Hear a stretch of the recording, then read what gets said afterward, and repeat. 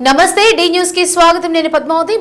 ఆంధ్రకేసరి టంగుటూరి ప్రకాశం పంతులు జీవితాన్ని ఆదర్శంగా తీసుకుని మనమందరం ముందుకు సాగాలని ప్రకాశం జిల్లా కలెక్టర్ శ్రీమతి ఏ తమీం అన్సారీ అన్నారు.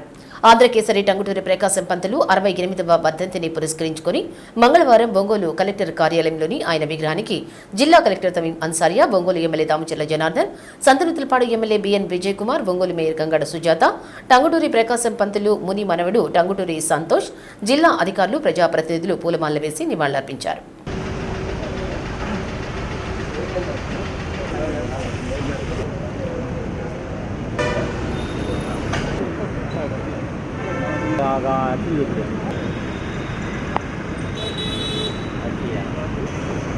अली खान रत्मा खंडया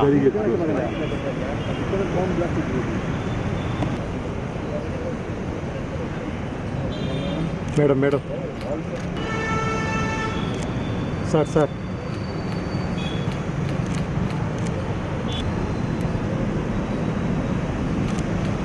सर सर सर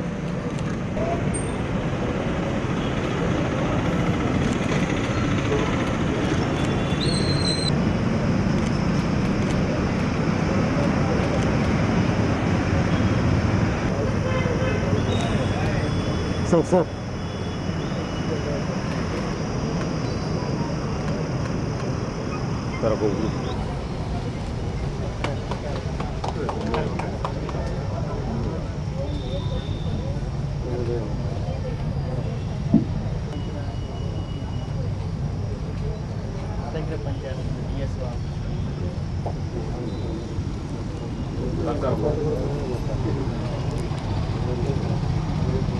ఈ సందర్భంగా జిల్లా కలెక్టర్ తమీం అన్సారియా విలేకరులతో మాట్లాడుతూ దేశ స్వాతంత్ర్య పోరాటంలోనూ దేశాభివృద్ధిలో టంగుటూరి ప్రకాశం పంతుల పాత్ర ఎంతో కీలకమని అన్నారు. ఆయన ఆశయ సాధనకు కృషి చేద్దామని అన్నారు. ఒంగోలు ఎమ్మెల్యే దామచర్ల జనార్దన్ మాట్లాడుతూ ధైర్య సాహసాలకు ప్రత్యేక టంగుటూరి అని అన్నారు. దేశ స్వాతంత్ర్యం కోసం ఆయన చేసిన పోరాటం స్ఫూర్తిదాయకమని అన్నారు. రాజకీయాలలో వారు నెలకొల్పిన విలువలు మనకు ఆదర్శమని అన్నారు. ఒంగోలు మేయర్ గంగడ సుజాత మాట్లాడుతూ టంగుటూరి ప్రకాశం పంతుల జీవితం మనకు ఆదర్శమన్నారు. సంతనూతలపాడు ఎమ్మెల్యే విజయ్ కుమార్ మాట్లాడుతూ న్యాయవాద వృత్తిలో ఎంతో ఉన్నత స్థానంలో ఉన్నప్పటికీ త్యాగం చేసి దేశ స్వాతంత్రంలో పోరాటం చేసిన మహోన్నత వ్యక్తి టంగుటూరి ప్రకాశం పంతులని అన్నారు. ఈరోజు స్వర్గీయ ఆంధ్రకేసరి టంగుటూరి ప్రకాశం పంతులు గారి వర్ధంతి సందర్భంగా కలెక్టరేట్ ప్రెమైసెస్లో ఉన్న ఆయన విగ్రహానికి గౌరవ స్థానిక శాసనసభ్యులు జనార్దన్ రావు గారు, అదేవిధంగా ఒంగోలు నగర మేయర్ సుజాత గారు, ఎస్ఎన్పాడు ఎమ్మెల్యే బిఎన్ విజయ్ కుమార్ గారు చేసి అందరు అధికారులతో ఈరోజు ఆయన విగ్రహానికి ఘనంగా నివాళి అర్పించడం జరిగింది. ఆయన దేశ స్వాతంత్ర్య పోరాటంలో చేసిన త్యాగాన్ని, రాష్ట్ర అభివృద్ధి కోసం ఆయన చేసిన సేవల్ని ఈరోజు మనం అందరం కూడా స్మరించుకుంటున్నాము. ఆయన జీవితాన్ని మనం ప్రతి ఒక్కరం కూడా స్ఫూర్తిగా తీసుకుంటూ ముందుకు వెళ్ళాలని కోరుతూ సెలవు తీసుకుంటున్నాను. ధన్యవాదాలు. ఈరోజు మన టంగుటూరి ప్రకాశం పంతులు గారి 68వ వర్ధంతి సందర్భంగా ఈరోజు కలెక్టరేట్లో మన కలెక్టర్ గారు, అదేవిధంగా సహచర శాసనసభ్యులు విజయ్ గారు, మేయర్ గారు, డిఆర్ఓ గారు, అందరూ అధికారులు అందరం కూడా ఆయన నివాళులు అర్పించడం జరిగింది. ముఖ్యంగా టంగుటూరి ప్రకాశం పంతులు గారు గురించి అందరూ కూడా మనం ఒకసారి ఈరోజు అందరూ కూడా ఆలోచించుకోవాల్సిన విషయాలు. ఆయన ఆ రోజు స్వతంత్రం కోసం ఏ విధంగా పోరాడాడో, అదేవిధంగా మన జిల్లాలోనే ఆయన వినోదరాయనపాలెంలో జన్మించి అదేవిధంగా ఎన్నో కార్యక్రమాల్లో ఆ రోజు స్వతంత్ర పోరాటం కోసం ఆయన సేవలు చేయడం జరిగింది.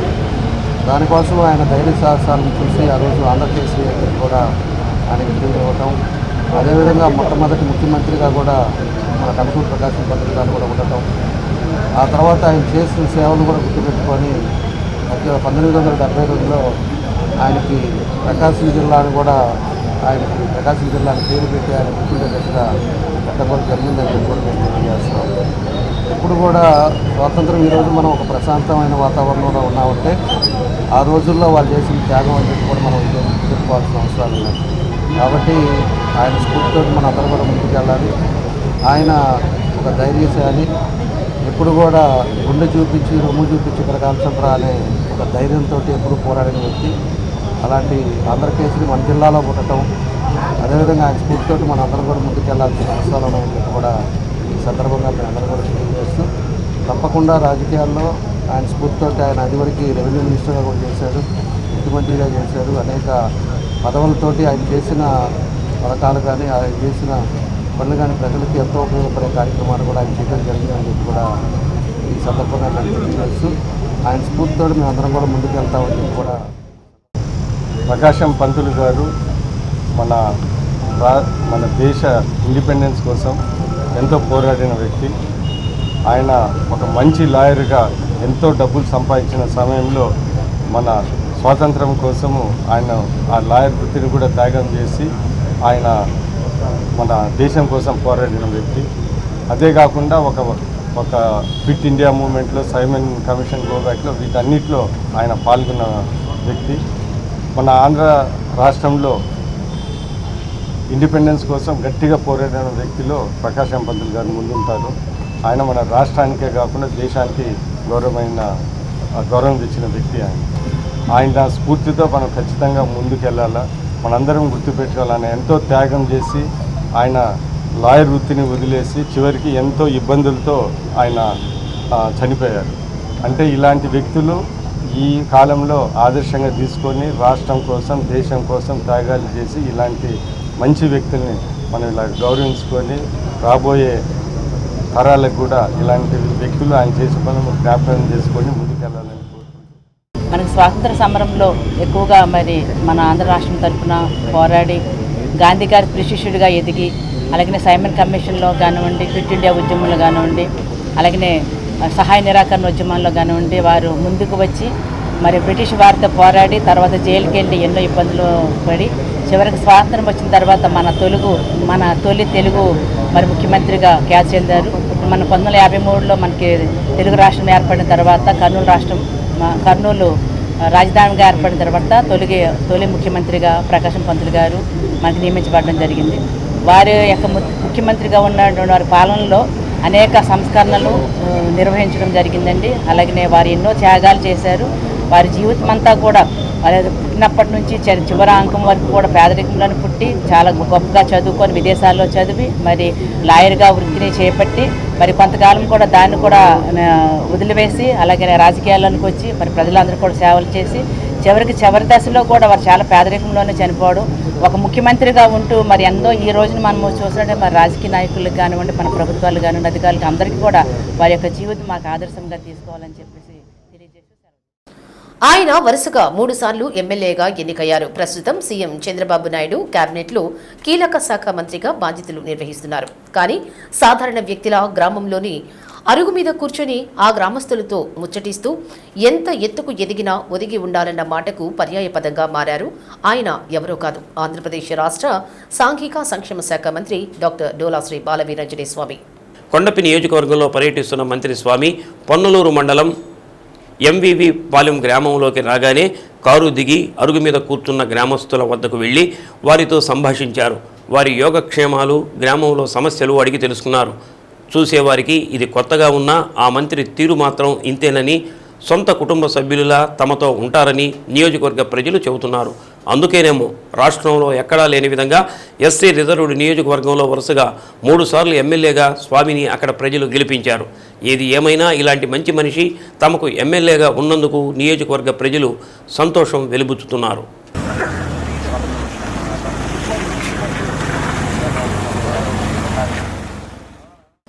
స్వాతంత్ర సమరయోధుడు, ఆంధ్ర రాష్ట్ర తొలి ముఖ్యమంత్రి, ఆంధ్రకేసరిగా పేరుగాంచిన స్వర్గీయ టంగుటూరి ప్రకాశం పంతులు వర్ధంతి సందర్భంగా జిల్లా పోలీసు కార్యాలయంలో ఎస్పీ ఆర్ దామోదర్, పోలీసు అధికారులు ఆయన చిత్రపటానికి పూలమాలలు వేసి ఘన నివాళులర్పించారు. ఈ సందర్భంగా జిల్లా ఎస్పీ మాట్లాడుతూ ప్రకాశం పంతులు గొప్ప దేశభక్తుడు, స్వాతంత్ర సమరయోధుడు, మేధావి, ధీరుడు, కార్యదక్షుడని మద్రాసులో సైమన్ కమిషన్ వ్యతిరేక ప్రదర్శనలో బ్రిటిష్ పోలీసుల తుపాకీ తూటాలకు ఎదురుగా గుండె చూపిన ఆయన సాహసం ఎన్నటికీ మరువలేదన్నారు. ప్రత్యేకంగా రాష్ట్ర సాధనలో నిర్ణాయక పాత్ర పోషించారని అన్నారు. కార్యక్రమంలో AR DSP Srinivasarao, SB inspector Raghavendra, CCS inspector Jagadish, RI Ramanareddy, AR ఎస్ఐలు ప్రసాద్, పాపిరెడ్డి సిబ్బంది పాల్గొన్నారు.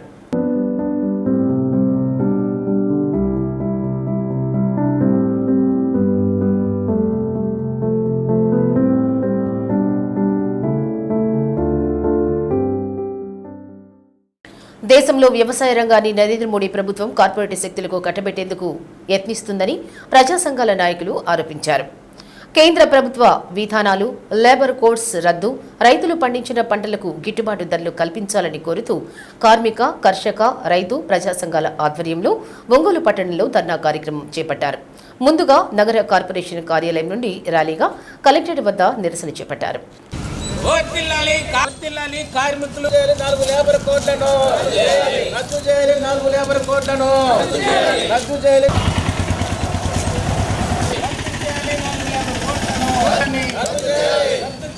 కొత్త మార్కెటింగ్ సవరణ రద్దు చేయాలి, నూతన మార్కెట్ ప్రధాన చట్టాన్ని ఐక్యత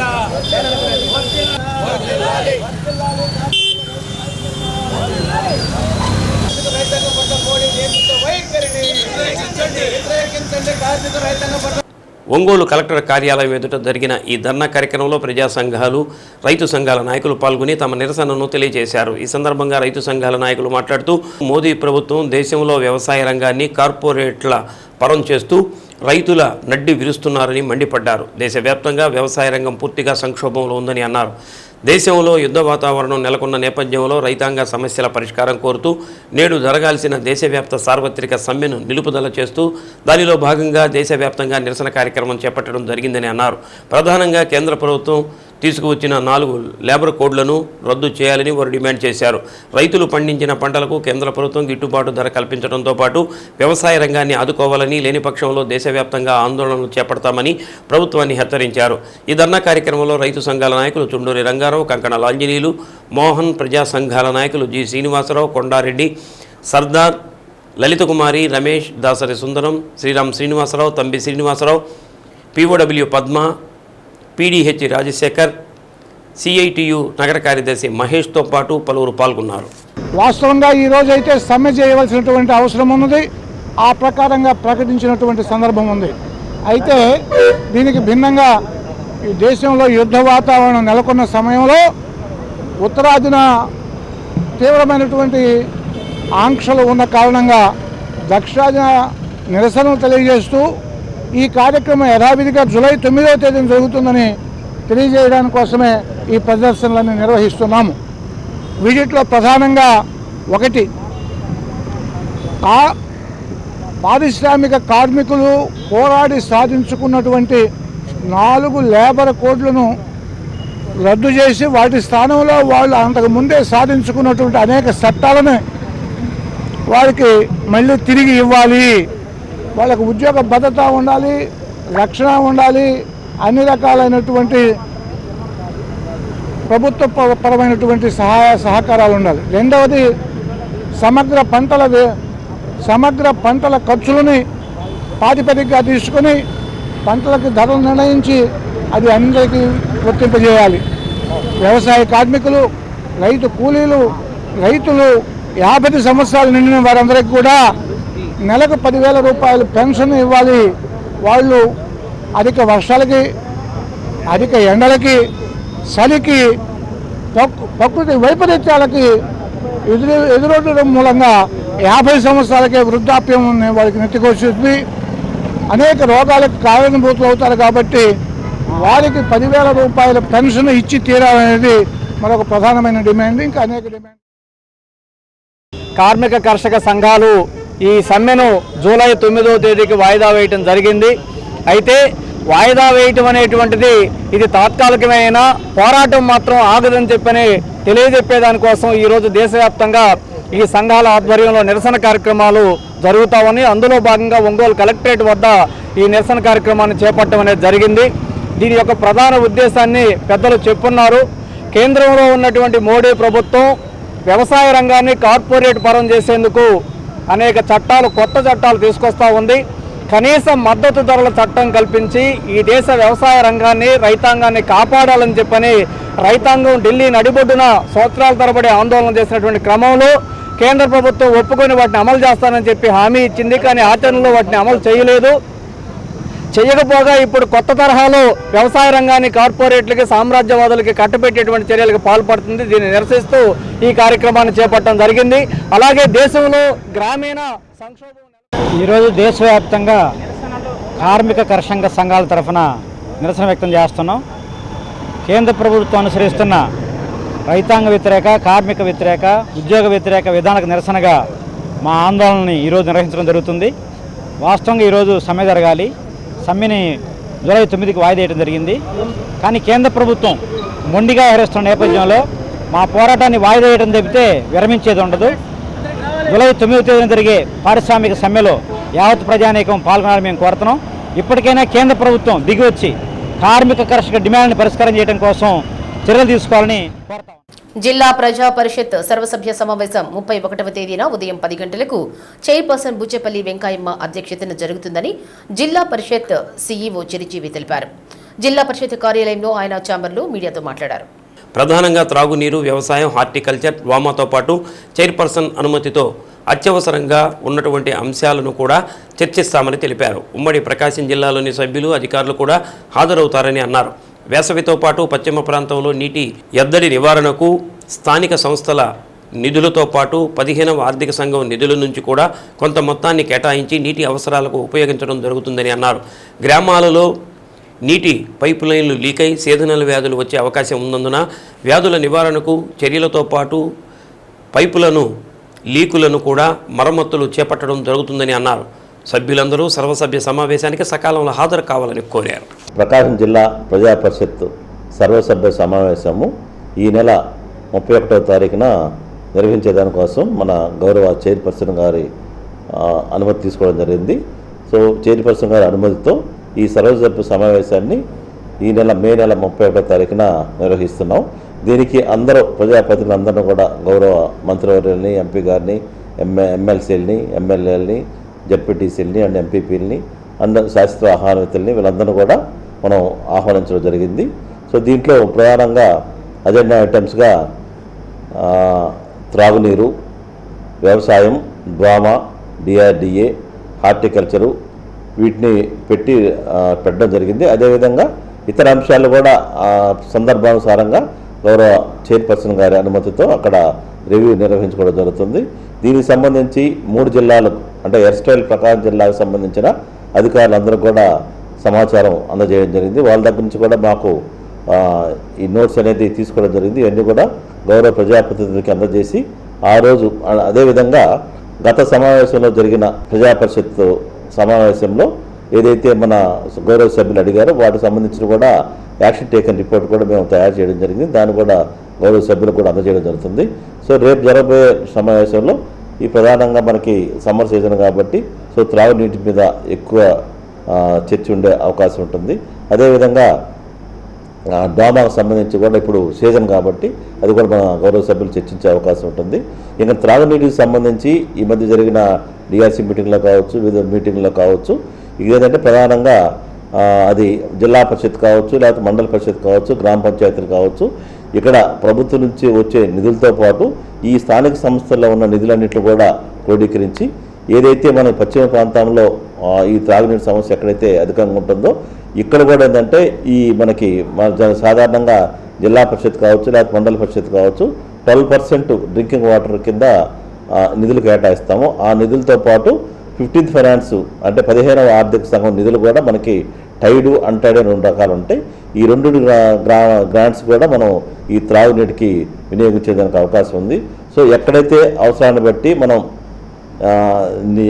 దీన్ని ఈ నిధుల్ని గౌరవ జిల్లా పరిషత్ వాళ్ళు సర్వసభ్య సమావేశం, అదేవిధంగా మండల పరిషత్ సర్వసభ్య సమావేశం, గ్రామ పంచాయతీ సర్వసభ్య సమావేశంలో ఆమోదం తీసుకొని వాళ్ళ అనుమతితో ఇక్కడ అవసరాన్ని బట్టి మేము ఈ త్రాగునీటి సమస్యని అధిగమించే దానికోసం చర్యలు తీసుకోవడం జరుగుతుంది. ప్రొటెక్టెడ్ డ్రింకింగ్ వాటర్ చాలా సురక్షితమైన నీటి ఇచ్చేదానికోసం కూడా మేము జిల్లా పరిషత్ ద్వారా, మండల పరిషత్ ద్వారా చర్యలు తీసుకోవడం జరుగుతుంది. దానికి కూడా ప్రజలు కూడా సహకరించవలసిందిగా కోరుకుంటున్నాం. ఈ సర్వసభ్య సమావేశానికి అందరినీ గౌరవ సభ్యులందరూ కూడా సాధారణంగా ఆహ్వానించున్నాం. వాళ్ళందరూ కూడా సమ్మతి తెలియజేశారు వస్తారని. సో అజెండా ప్రకారం నిర్వహించి ఇంకా ఏదైతే మన జిల్లాలో ప్రధాన సమస్యలు ఉన్నాయో అజెండా ప్రకారం లేకపోతే అజెండా లేని అంశాలు కూడా గౌరవ చైర్మన్ గారి అనుమతితో జిల్లాకు సంబంధించిన ఏ ఇష్యూని కూడా చర్చించి ప్రభుత్వానికి ఏదైనా ప్రతిపాదన పంపించాలంటే ప్రతిపాదన పంపించే అవకాశం ఉంటుందండి. ఒంగోలు నగరంలోని పాత సుజాత నగర్లో ఉన్నటువంటి కొంత స్థలాన్ని తన భర్త ఒక కేసులో లాకప్ డెత్లో చనిపోగా మాకు ప్రభుత్వం పట్టా మంజూరు చేసిందని ఎస్కే ఆశాబి తెలిపారు. ఒంగోలు నగరంలోని ఎంసీఏ భవన్లో జరిగిన మీడియా సమావేశంలో వివరాలు తెలిపారు. 2001వ సంవత్సరంలో తన భర్త రసూల్ లాకప్ డెత్ జరిగిందని, అప్పుడు కలెక్టర్గా ఉన్నటువంటి సునీల్ శర్మ నష్టపరిహారం కింద 20,000 రూపాయల డబ్బులు, ఒక స్థలం ఎంఆర్ఓ ద్వారా పట్టా మంజూరు చేయించారని తెలిపారు. అప్పటి నుంచి స్థలంలోకి వెళ్తూ ఉండగా కొందరు ఆ ప్రాంత వాసులు అడ్డు తగులుతూ మమ్మల్ని అనేక రకాలుగా ఇబ్బందులు పెడుతున్నారన్నారు. అప్పటి నుంచి మేము కోర్టును ఆశ్రయించి కోర్టులో గెలవడం జరిగిందని అన్నారు. ప్రభుత్వం మాకు పూర్తి హక్కులతో ఇచ్చినటువంటి స్థలంలో సోమవారం నాడు బోరు వేసుకుని ఇల్లు నిర్మాణం చేపడదామని పనులు మొదలుపెట్టగా కొందరు వచ్చి అడ్డు తగిలారని అన్నారు. నగరపాలక సంస్థ అధికారులు వచ్చి ఇది నగరపాలక సంస్థకు చెందిన స్థలం అని పనులు నిలిపివేయాలని చెప్పారన్నారు. దీనిపై గతంలోనే కలెక్టర్ని కూడా కలిసి తమ విన్నపాన్ని విన్నవించినట్లు తెలిపారు. ప్రభుత్వం లాకప్ మరణం కింద నష్టపరిహారం ఇచ్చిన భూమిని కావాలని కొందరు వ్యక్తులు తమకు కాకుండా చేసేందుకు ప్రయత్నాలు చేస్తూ నగరపాలక సంస్థ అధికారుల ద్వారా ఆపే ప్రయత్నం చేస్తున్నారని, కాబట్టి ప్రభుత్వ అధికారులు కలెక్ట్ చేసుకుని మాకు మా స్థలాన్ని మాకు అప్పచెప్పించి మాకు న్యాయం చేయాలని ఆమె కుటుంబ సభ్యులతో కలిసి తెలిపారు. నా పేరు ఆషావి, మా ఆయన పేరు ఖాజావాలి. పోలీస్ స్టేషన్లో లాకప్ డెట్లో చనిపోయారు. నాకు సుజాత నగర్లో స్థలం ఇచ్చారు కలెక్టర్ గారు. ఆ స్థలము నేను ఇల్లు వేసుకుంటుంటే పడేస్తున్నారు. ఇట్లా సుజాత నగర్, పాత సుజాత నగర్లో నాకు ఇచ్చారు స్థలం. 2001లో ఇచ్చారు. అక్కడ పోతుంటే నాకు ఇల్లు వేసుకుని ఇట్లేదు, ఏమి లేదు. పోయి మున్సిపాలిటీ వాళ్ళు బోర్డు పెట్టారు, ఇల్లు వేసుకునికుండా చేశారు. నాకు పేరయ్యాక కోర్టులో వేసాడు. మేము కూడా కోర్టుకు వేసాము. కోర్టు తరఫున మేమే గెలిచాము. నిన్న మేము స్థలంలో పోయి నేను మంచినీళ్ళ పంపు లేక బోరింగ్ వేయించుకుంటుంటే అడ్డం పడ్డారు. మళ్ళీ బోర్డు పెట్టించారు. ఇది నా పరిస్థితి. ఇది ఎన్నిసార్లు వేస్తున్నా పడేస్తున్నారు, తీస్తున్నారు. ఆ స్థలంలోకి నాకు రానియట్లేదు. నాకు ఇది గవర్నమెంట్ ఇచ్చిన స్థలం. ఇది కలెక్టర్ గారు, ఎంఆర్ఓ గారు నాకు ఇచ్చిన స్థలం. ఇది మా ఆయన చనిపోతే నాకు ఇచ్చిన స్థలం. ఇది ఏమన్నా ఇది ఇంకా ఈ రాజ్యం ఏందో నాకు ఏం తొయ్యట్లేదు, నాకు తెలియదు. ఇంకా కలెక్టర్ని కలిసాను సార్. కలెక్టర్ గారు ఎంఆర్ఓ ఫోన్ చేసి నాకు పట్టా ఇప్పించారు.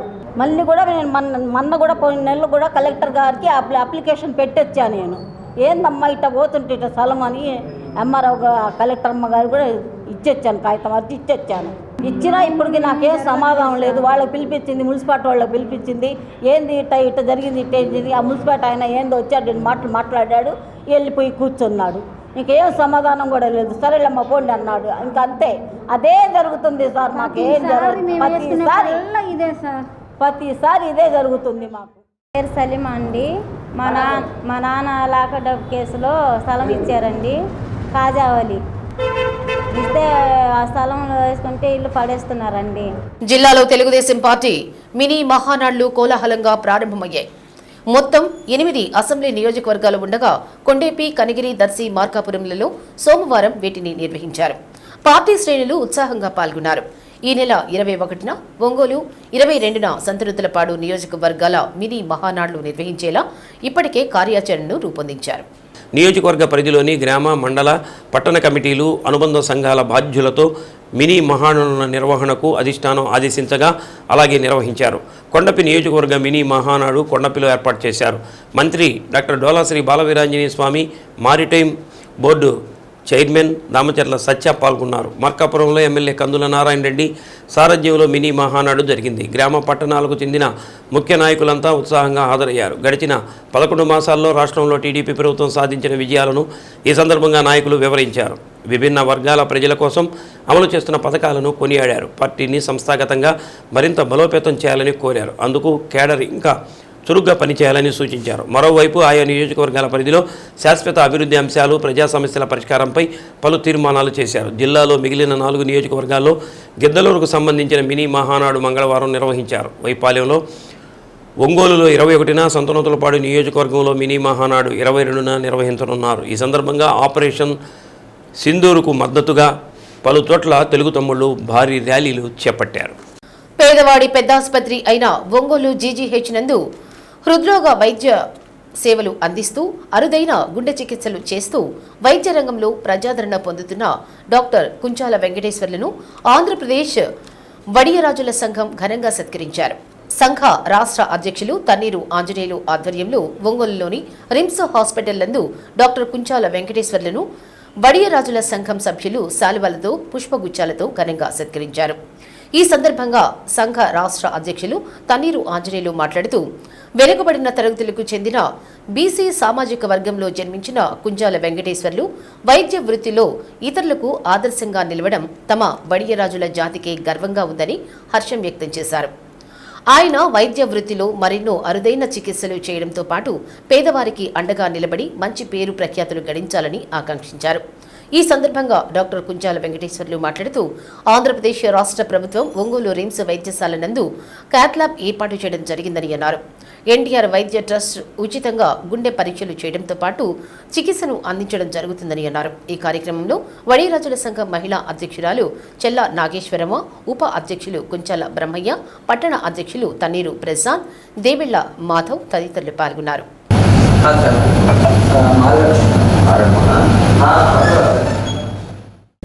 అయితే గత కొద్ది కాలంలో మన హెల్త్ మినిస్టర్ గారు, మన ప్రభుత్వ పెద్దలు ఎమ్మెల్యే గారు, ఎంపీ గారి పర్యవేక్షణలో గత నెలలో మన దగ్గర గుండెకు సంబంధించి క్యాత్ ల్యాబ్ అనేది ఇన్స్టాలేషన్ జరిగింది. దీని భాగంగా మనం ఇంకా క్యాత్ ల్యాబ్ వచ్చినందువల్ల గుండె సమస్యలు ఉన్న పేషెంట్లకి ఇతర ప్రదేశాలకు వెళ్లకుండా ఒకప్పుడు గుంటూరుకి లేకపోతే విజయవాడకి ఇట్లా వెళ్ళేవాళ్ళు గవర్నమెంట్ హాస్పిటల్స్కి.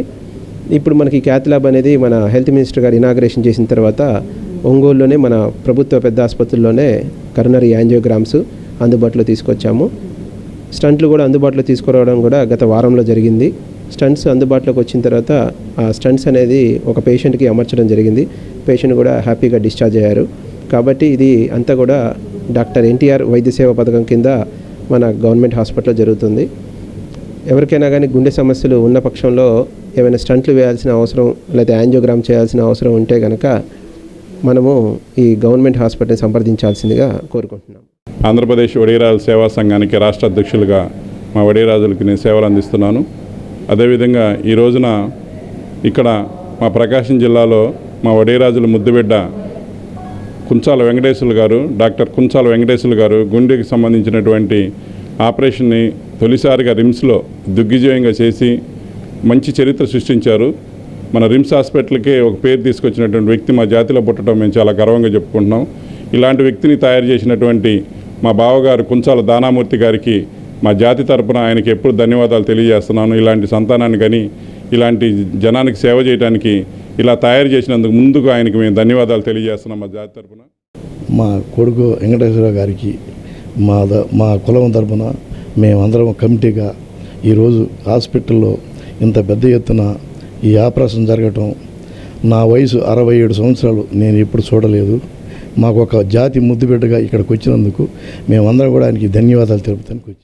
ఉపరితల ఆవర్తనం ద్రోణి ప్రభావంతో రానున్న 4 రోజుల్లో భారీ వర్షాలు కురిసే అవకాశం ఉందని రాష్ట్ర విపత్తుల నిర్వహణ సంస్థ వాతావరణ శాఖ హెచ్చరికల నేపథ్యంలో జిల్లా యంత్రాంగం అప్రమత్తమైంది. తీర ప్రాంత మండలాల్లో సమస్య తలెత్తకుండా ముందస్తు చర్యలు చేపట్టింది. కలెక్టర్ తమీం అన్సారీ ఆదేశాల మేరకు ప్రకాశం భవనంలో టోల్ ఫ్రీ నెంబర్ 1077 ప్రత్యేకంగా కంట్రోల్ రూమ్ ఏర్పాటు చేశారు. ఈ నెల 23 వరకు ఇది నిరంతరాయంగా పనిచేస్తుంది. ఇక్కడ అందుబాటులో ఉండేలా రెవెన్యూ, పోలీస్, విద్యుత్, ఆర్డబ్ల్యూఎస్, పశుసంవర్ధక వైద్య సిబ్బందిని కేటాయించారు. ప్రతి 12 గంటలకు ఒక బృందం చొప్పున విధులు నిర్వహించేలా 2 బృందాలు ఏర్పాటు చేశారు. ఇప్పటికే డిఆర్ఓ చినబోబులేసు రాష్ట్ర విపత్తుల నిర్వహణ సంస్థ నుంచి వస్తున్న హెచ్చరికల నేపథ్యంలో జిల్లా అధికారులు, తీర ప్రాంత అధికారులు అప్రమత్తంగా ఉండాలని ఆదేశాలు జారీ చేశారు. నమస్కారం అండి. మన ప్రకాశం జిల్లా రాత్రి నుంచి అన్ని ప్రాంతాల్లో వర్షాలు పడుతూ ఉన్నాయి. డిజాస్టర్ మేనేజ్మెంట్ నుంచి కూడా మనకు అలర్ట్ మెసేజెస్ వస్తూ ఉన్నాయి.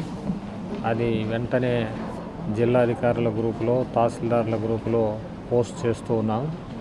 దయచేసి అందరూ అధికారులు అలర్ట్గా ఉండాల్సిందిగా కోరుతున్నాను. డిజాస్టర్ మేనేజ్మెంట్ నుంచి ఎప్పుడు ఏ మెసేజ్లు వచ్చినా కూడా ఇమ్మీడియట్గా వాళ్ళకు మండల స్థాయి అధికారులకు పంపిస్తూ ఉన్నాం. కాబట్టి ఎటువంటి అన్టువర్డ్ ఇన్సిడెంట్స్ జరగకుండా అన్ని జాగ్రత్తలు తీసుకోవాల్సిందిగా ఇప్పుడు వీసీ ద్వారా కూడా తెలియజేయడం జరిగింది. ప్రజలు కూడా అప్రమత్తంగా ఉండాలి. డేంజర్ సిచ్యువేషన్ అని ఇంతవరకు రాలేదు. వర్షాలు పడుతూ ఉన్నాయి, జాగ్రత్తగా ఉండాలి. ద్రోణి ప్రభావంతో గత 2 రోజులుగా జిల్లాలోని పలు ప్రాంతాల్లో వర్షం పడింది. మండలాల వారీగా చూస్తే కొండపిలో 52.8 మిల్లీమీటర్లు, కొత్తపట్నంలో 56.4, ఒంగోలులో 42.6, పొదిలిలో 36.2, కొండపిలో 34.4, జరుగుమల్లిలో 32.8, టంగుటూరులో 24.8, తాళ్ళూరులో 20.8 మిల్లీమీటర్ల చొప్పున వర్షపాతం నమోదైంది. వాతావరణం చల్లబడి ప్రజలకు వేసవి ఉక్కపోత నుంచి ఉపశమనం లభించింది. రైతులు ఖరీఫ్ సాగుకు సమాయత్తమవుతున్నారు.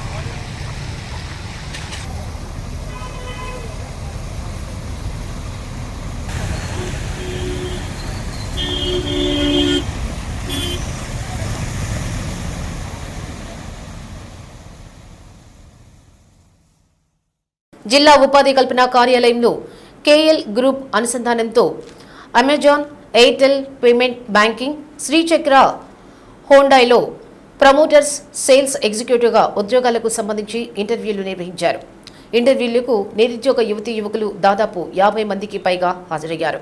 అమెజాన్ గ్రూపులో 19 నుంచి 21,000 రూపాయల దాకా, ఎయిర్టెల్ బ్యాంకింగ్ పేమెంట్లో 16,000 దాకా, శ్రీచక్ర హుండాయిలో 10,000 నుంచి 15,000 రూపాయల దాకా శాలరీ ఉంటుందని, స్త్రీ పురుషులు ఎవరైనా ఈ ఉద్యోగాలకు అప్లై చేసుకోవచ్చని junior employment officer TJ Rajarao తెలిపారు. KL group HR Siva, Airtel payment group Rajesh ఇంటర్వ్యూలు నిర్వహించారు.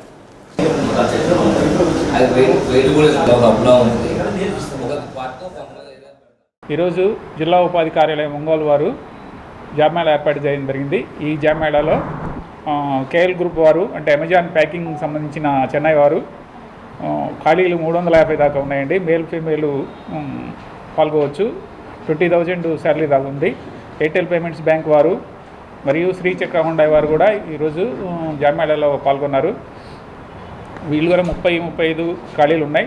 ఎయిర్టెల్ బ్యాంకులో 30 ఖాళీలు ఉన్నాయి. చక్ర హుండాయిలో 35 ఖాళీలు ఉన్నాయి. మేలు ఫిమేల్ ఎవరైనా అవకాశం ఉన్న వాళ్ళు జాబ్ సీకర్స్ వచ్చి ఉన్నారు.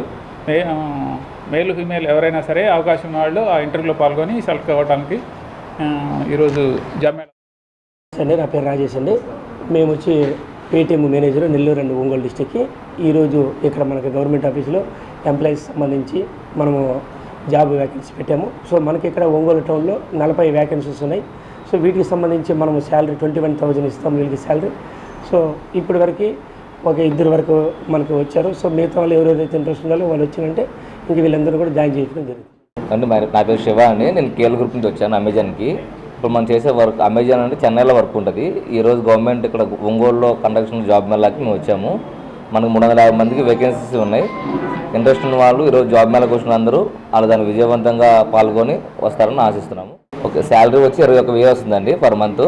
నెలకు వచ్చి 22 రోజులు జాబ్ చేస్తాం మనం. 8 రోజులు సెలవులు ఉంటాయి. ఆ సెలవులు కూడా చేసుకుంటే ఇంకా అడిషనల్ పేమెంట్ కూడా వస్తుంది. మనకి ఏంటంటే అక్కడ అంత చెన్నైకి వెళ్ళినాక హాస్టల్ ప్రొవైడర్ మేమే చూపిస్తాము. దానికి పేబుల్ అవుతుంది. పీజీ మేమే చూపిస్తాము. దాని పర్ మంత్కి 4,000 ఉంటుంది పే బాక్స్. మనకి సెంట్రల్ గవర్నమెంట్ శాలరీ పడ్డట్టుగా 30% శాలరీ పడిపోద్ది. మనకి పిఎఫ్ ఉంటుంది, ఇన్సూరెన్స్ ఉంటుంది. మనకి లేడీస్ హాస్టల్ సపరేట్గా ఉంటాయి. వాళ్ళకి ఎస్కార్ట్ సెక్యూరిటీ కూడా ఉంటుంది. అక్కడ 10 hours డ్యూటీ ఉంటుంది పర్ డే. ఏపీ తల్లి బిడ్డల ఎక్స్ప్రెస్ ఎంప్లాయీస్ యూనియన్ ఆధ్వర్యంలో జిల్లా కలెక్టర్ కార్యాలయం వద్ద తమ సమస్యల పరిష్కారం కోరుతూ నిరసన కార్యక్రమం చేపట్టారు. వీరికి సిఐటియు జిల్లా నాయకులు జీవి కొండారెడ్డి, శాంతి మహిళా సంఘం జిల్లా కార్యదర్శి కల్పన మద్దతు పలికారు.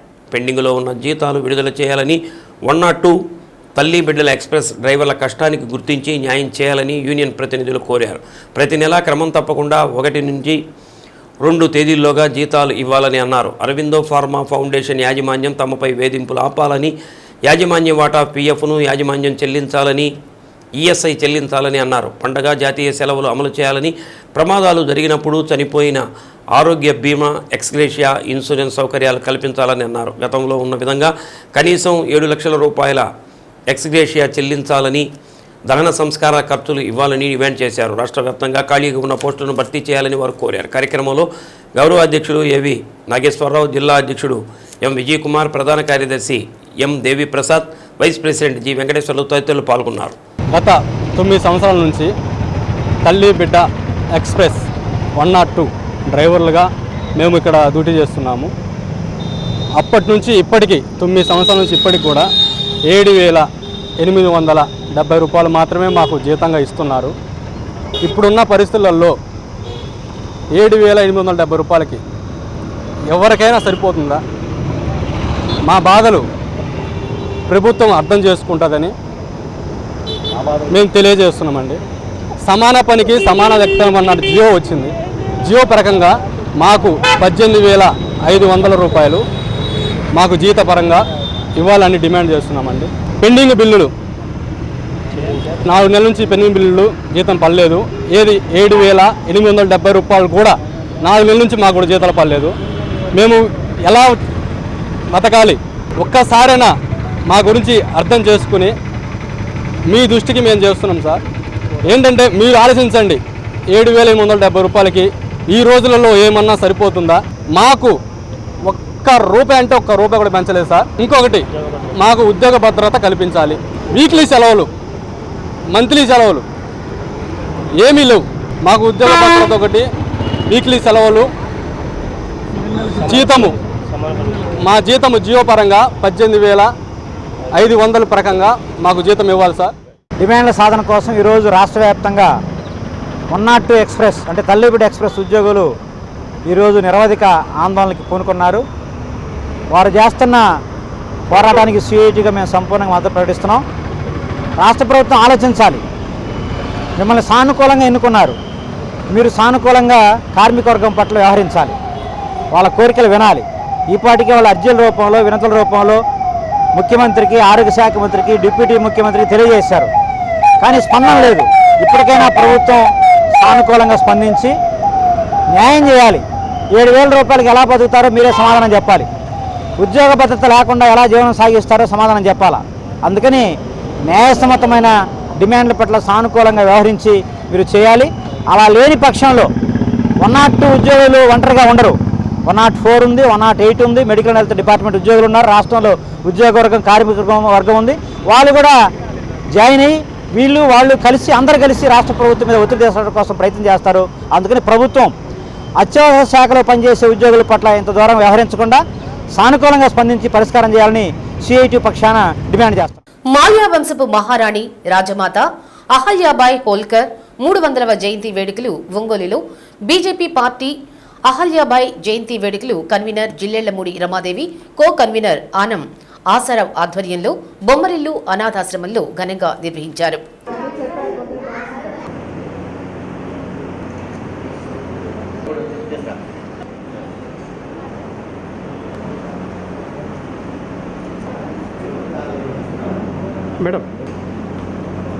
ఒంగోలులో జరిగిన కార్యక్రమానికి ముఖ్య అతిథిగా బీజేపీ జిల్లా అధ్యక్షులు సెగ్గం శ్రీనివాసరావు పాల్గొని ఆమె చిత్రపటానికి పూలమాలలు వేసి ఘనంగా నివాళులర్పించారు. మహారాణిగా అహల్యాబాయ్ తన పరిపాలనలో హిందూ మత రక్షణకు, ధార్మిక సంస్థల నిర్వహణకు అత్యంత ప్రాధాన్యతనివ్వడమే కాక తన సైన్యాన్ని తానే స్వయంగా నిర్వహించుకున్న ధీశాలిగా సెగ్గం శ్రీనివాసరావు అభివర్ణించారు. అహల్యాబాయ్ తన పాలనలో తూర్పున ద్వారకా మొదలుకొని వారణాసి, ఉజ్జయిని, నాసిక్, గయా ప్రాంతాలలో ప్రజల కోసం అనేక ధర్మశాలలు నిర్మించారన్నారు. ప్రఖ్యాత సోమనాథ్ దేవాలయం పునర్నిర్మాణం ఆమె కాలంలోనే జరిగిందని అన్నారు. కన్వీనర్ రమాదేవి, కో కన్వీనర్ ఆశారావులు మాట్లాడుతూ ఆమె జీవిత చరిత్రను నేటి యువత అనుసరించాలని అన్నారు. ఈ కార్యక్రమంలో మాజీ అధ్యక్షులు పివి శివారెడ్డి, ఉపాధ్యక్షులు మాకినేని అమరసింహం, ఓబీసీ మోర్చా ప్రధాన కార్యదర్శి దండు శ్రీనివాసరావు, స్వచ్ఛ భారత్ కాటా రాధాకృష్ణ తదితరులు పాల్గొన్నారు.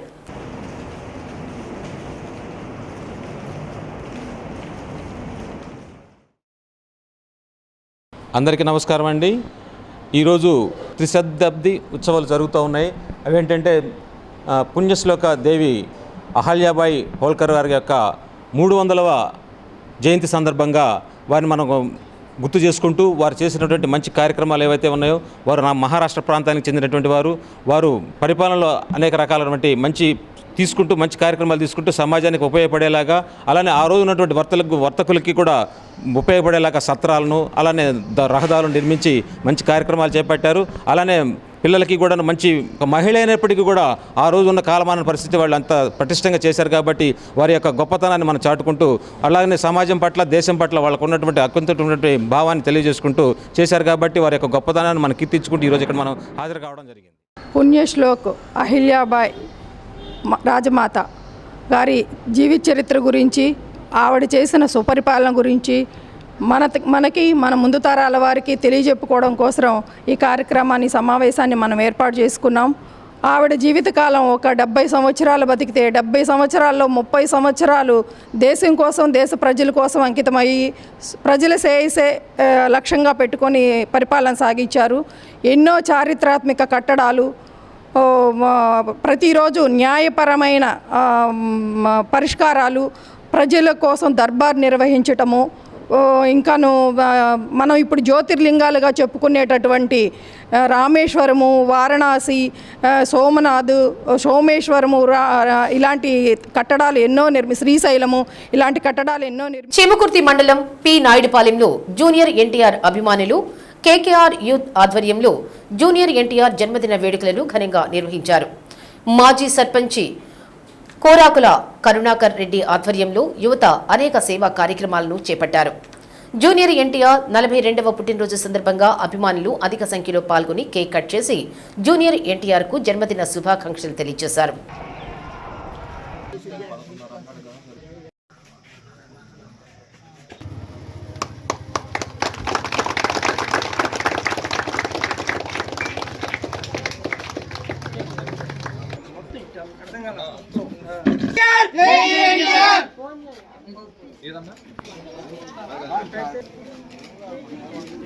అనంతరం కేకేఆర్ యూత్ ఆధ్వర్యంలో ఏర్పాటు చేసిన మెగా రక్తదాన శిబిరం నందు సుమారు 200 మంది యువత పాల్గొని స్వచ్ఛందంగా రక్తదానం చేశారు. కరోనా సమయంలో 13 మందితో మొదలైన బ్లడ్ బ్యాంక్ ఇప్పుడు 2025లో 200 మంది యువత స్వచ్ఛందంగా రక్తదానం చేయడానికి ముందుకు రావడం గర్వకారణమని తెలిపారు. కార్యక్రమంలో పి నాయుడుపాలెం మాజీ సర్పంచి కోరాకుల కరుణాకర్ రెడ్డి, ఆలుగుండ్ల శ్రీనివాసరెడ్డి, మాజీ ఎంపీటీసీ ఈస్తర్ల ఏడుకొండలు, మాజీ సర్పంచి తోరటి రోసయ్య, అత్యాల గంగయ్య, తోరటి కోటేశ్వరరావు, తోరటి యోహాను మరియు ఎన్టీఆర్ అభిమానులు అధిక సంఖ్యలో పాల్గొన్నారు. జూనియర్ ఎన్టీఆర్ బర్త్డే 42వ బర్త్డే నాయుడుపాలెంలో జరుపుకోవడం జరుగుతుంది. ఈ బర్త్డే నాయుడుపాలెంలో టీడీపీ అభిమానులు, కార్యకర్తలు, యువత మెయిన్గా గత 5 సంవత్సరాల నుంచి రక్తదాన శిబిరం పెట్టి బాగా విజయవంతం చేస్తూ ఉన్నారు. ఎన్టీఆర్ అభిమానులు ఎంతో ఉత్సాహంగా ఉన్నారు. ఈ రక్తదాన శిబిరానికి కనీసం 150 మంది రక్తదానం ఇవ్వడానికి సిద్ధంగా ఉన్నారు. ఇలాంటి ఇంకా మరెన్నో జరుపుకుంటామని తెలియజేస్తున్నాం. ఎన్టీఆర్ పేరు మీద మరెన్నో సేవా కార్యక్రమాలు చేయడానికి ముందున్నాం. మేము పీనాడుపాలెం క్రిస్టియన్ కాలనీలో గత 10 సంవత్సరాల నుంచి జూనియర్ ఎన్టీఆర్ బర్త్డే విషెస్ తెలుపుతూ రక్తదానం చేయటం జరుగుతుంది. అయితే ఈ పీనాడిపాలెం కేకేఆర్ యూత్ ఆధ్వర్యంలో పీనాడిపాలెం గ్రామంలో ఎన్నో సేవా కార్యక్రమాలు చేయడం జరుగుతుంది. మరి ఈ కార్యక్రమాలు మరి జూనియర్ ఎన్టీఆర్ అభిమానులు మరియు గ్రామ టీడీపీ నాయకులు అందరూ కలిసి ప్రతి సంవత్సరం వేడుకలుగా చేస్తున్నారు. కాబట్టి ఈ రక్తదాన శిబిరం 150 మంది పైగా మరి రక్తదానం చేస్తున్నారు. రక్తదానం అనేది చాలా విలువైంది. అది మేము ఎలా స్టార్ట్ చేసామంటే ఒక ముసలి వాళ్ళకి ఒక లేవలైన పిల్లలకి వాళ్ళకి చాలా ఇబ్బంది పడుతుంటే ఒకరోజు మేము అందరం అనుకొని ఇట్లా కాదురా ఎన్టీఆర్ బర్త్డే అనేది మనం ఒక రోజుతో పోయేది కాదు, మంచిగా ఉండాలి, ఒకరికి హెల్ప్ చేయాలనేది స్టార్ట్ చేసాం. 2020 నుంచి మేము స్టార్ట్ చేస్తే ఆ రోజు 15 మంది ఇచ్చాం. ఈ రోజు 200 మంది కానీ క్యూ కట్టారు. ఎందుకనంటే చేసే కార్యక్రమం మంచిది కాబట్టి కార్యసభ్యులందరూ వచ్చి మమ్మల్ని ఇంత సక్సెస్ఫుల్గా చేస్తున్నారు. ఇది ప్రతి సంవత్సరం చేయాలని కోరుకుంటున్నాం. కేంద్రంలోని మోడీ ప్రభుత్వం కార్మిక, రైతు, ప్రజా వ్యతిరేక విధానాలు నిరసిస్తూ దేశవ్యాప్తంగా నిరసన ప్రదర్శనలు చేయాలని కేంద్ర కార్మిక సంఘాలు, రైతు సంఘాలు పిలుపులో భాగంగా చీమకుర్తి వంగలూరి కృష్ణయ్య భవన్ నుండి తహసీల్దార్ కార్యాలయం వరకు సిఐటియు, రైతు, ప్రజా సంఘాల ఆధ్వర్యంలో నిరసన ప్రదర్శన నిర్వహించారు. అనంతరం తహసీల్దార్ బ్రహ్మయ్యకి వినతి పత్రం అందజేశారు. కార్యక్రమంలో సిఐటియు మండల నాయకులు పాటిబండ్ల పద్మ, బిందె ఆంజనేయులు, కనకరాజు, పి ఏడుకొండలు, రైతు సంఘం మండల అధ్యక్ష కార్యదర్శులు బెజవాడ శ్రీను, కె చిన్నపరెడ్డి తదితరులు పాల్గొన్నారు.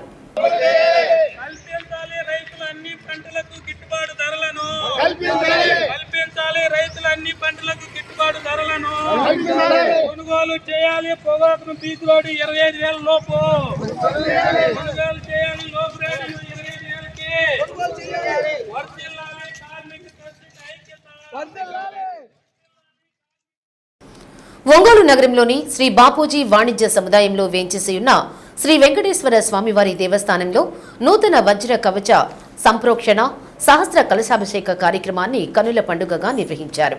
ఈ సందర్భంగా ఋత్వికులు ప్రాంగణంలో ముందుగా విశ్వక్సేన పూజ, పుణ్యాహవాచనం, సహస్ర కలశారాధన, నూతన వజ్ర కవచానికి వాస్తుశుద్ధి లాంటి విశేష క్రతువులను పూర్తి చేసిన పిదప నిర్వహించిన సహస్ర కలశాభిషేక మహోత్సవం నేత్రపర్వంగా సాగింది. ఈ సందర్భంగా గర్భాలయంలో గల వెంకటేశ్వరునితో పాటు స్వామి, అమ్మవార్ల ఉత్సవమూర్తులకు ఏకకాలంలో కలశాభిషేకాన్ని నిర్వహించి ఆపై పంచామృతాలతో అభిషేక కైంకర్యాన్ని పూర్తి చేశారు. అనంతరం ప్రాంగణంలో నిర్వహించిన తిరుప్పావడ సేవ ఆద్యంతం చూడచక్కగా సాగింది. కార్యక్రమంలో దేవస్థాన నిర్వాహకులతో పాటు భక్తులు అధిక సంఖ్యలో పాల్గొని శ్రీనివాసుని కృపకు పాత్రులయ్యారు.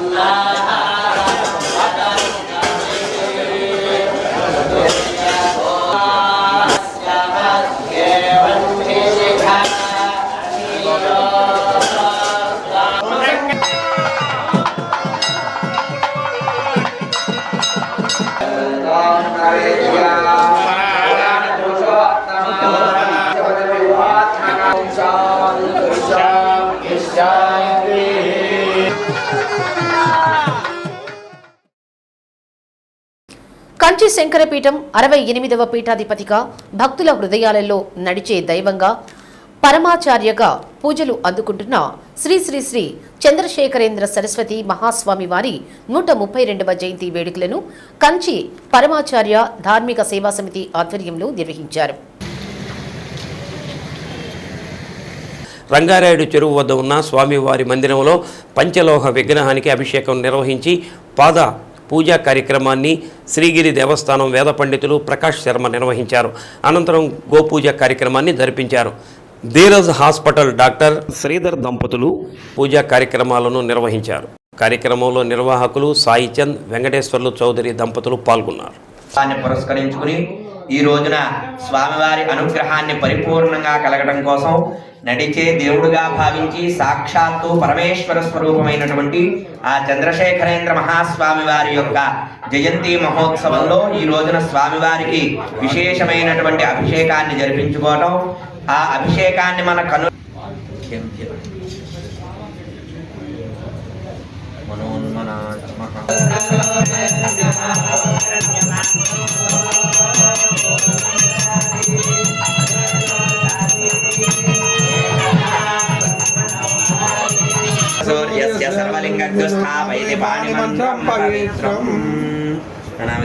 పుష్పాక్షత పూజాం సమర్పయామి. కొబ్బరికాయ ఇచ్చారు కదా, చెప్పలి పైన పెట్టి నైవేద్యం, అవసరం నైవేద్యం పెడితే తర్వాత అలంకారం చేసి మళ్ళీ సమర్పయామి. నైవేద్యం లాయర్పేటలోని రైతు బజారు ఎదురుగా ఉన్న చిట్టి ఆంజనేయ స్వామి వారి దేవస్థానంలో హనుమత్ జయంతి వేడుకలను శాస్త్రోక్తంగా నిర్వహిస్తున్నారు. దీనిలో భాగంగా స్వామివారిని సింధూరంతో అలంకరించి ఆకుపూజ కార్యక్రమాన్ని జరిపించారు.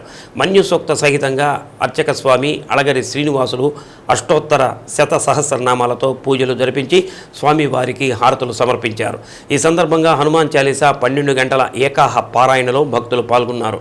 ఈ నెల 22వ తేదీ హనుమత్ జయంతి సందర్భంగా స్వామివారికి ప్రత్యేక పూజ కార్యక్రమాలు నిర్వహిస్తున్నట్లు అళగరి శ్రీను స్వామి తెలిపారు.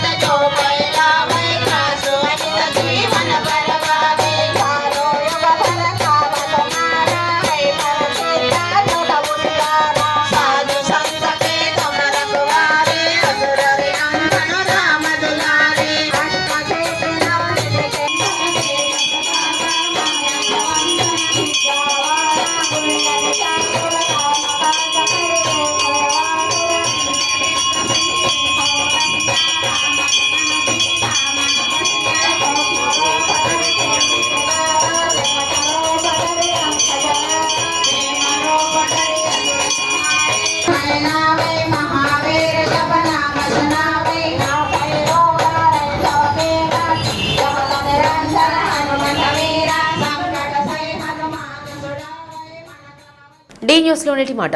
కళ్ళల్లో జారే కన్నీళ్లను తుడవడానికి బంధాలను వెతకద్దు. కళ్ళల్లో కన్నీళ్లు జారకుండా ఉండడానికి బంధాలను వెతుక్కో.